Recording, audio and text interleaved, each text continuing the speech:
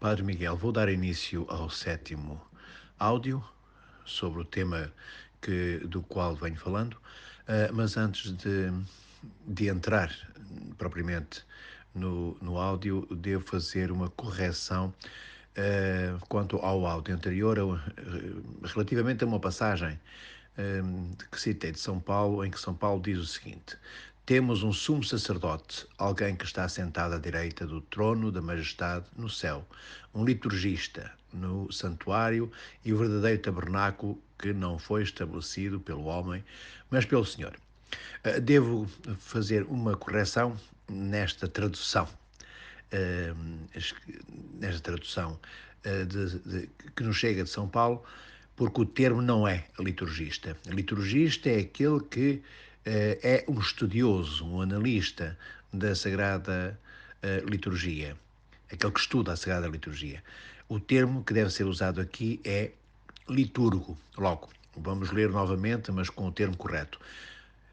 Temos um sumo sacerdote, alguém que está sentado à direita do trono da majestade no céu, um liturgo no santuário e o verdadeiro tabernáculo que não foi estabelecido pelo homem, mas pelo Senhor.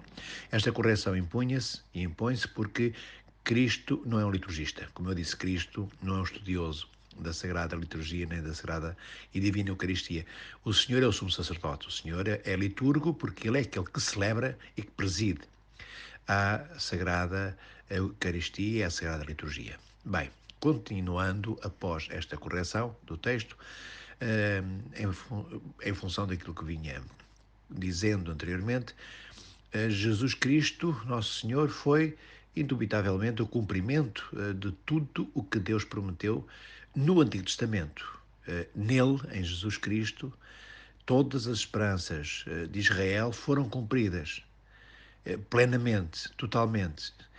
De onde era natural que, ao adorarem a Deus através de Nosso Senhor, através de Cristo, os discípulos continuassem a fazê-lo como lhes havia sido dito, da maneira que Deus lhes revelou na forma veterotestamentária, que é a herança que eles têm e aquela que herdam.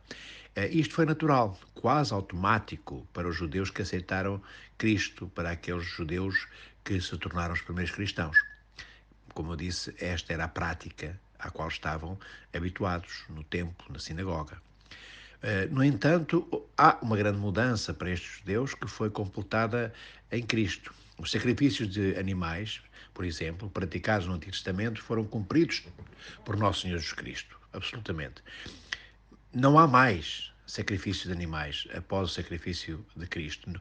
Tudo o que havia sido previsto foi e é concluído no momento da morte, crucifixão e ressurreição de Nosso Senhor Jesus Cristo, em que Ele se oferece a Ele próprio ao Pai por todos nós, por toda a criação.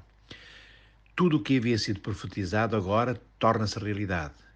O Messias esperado, anunciado antes e esperado nesse anúncio no Antigo Testamento, torna-se realidade. O Messias chega, o Messias está ali, no meio do povo, no meio dos apóstolos, no meio dos discípulos, no meio daquelas pessoas que andavam com o Senhor. Muitas acreditando que Ele era o Filho de Deus, outras apenas com curiosidade, outras com algum interesse, outros esperando apenas verem os seus filhos e familiares curados.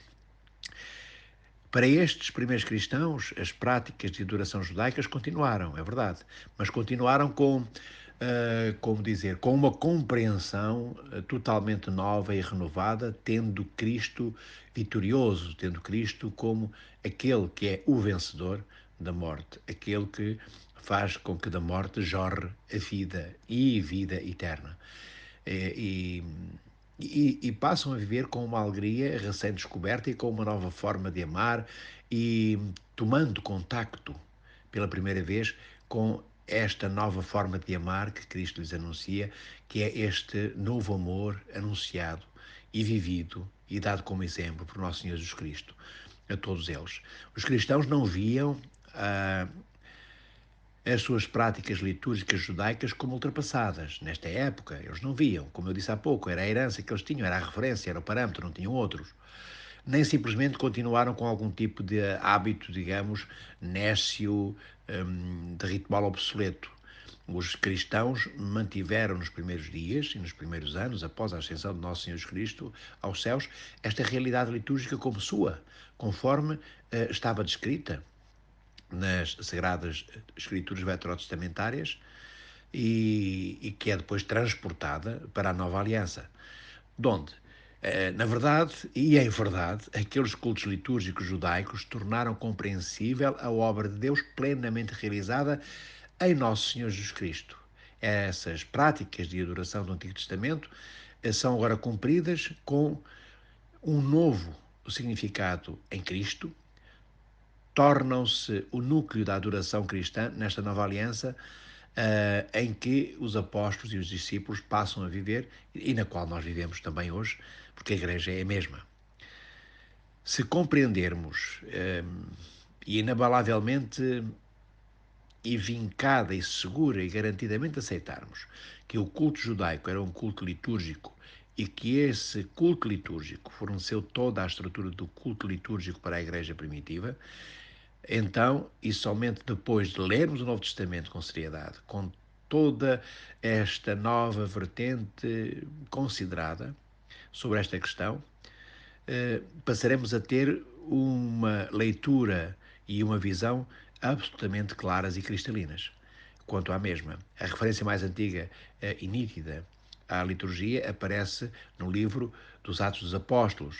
Este livro é o livro que narra o início do crescimento da Igreja primitiva, bem sobretudo desde a ascensão de Nosso Senhor Jesus Cristo aos céus até à morte depois de São Paulo em Roma.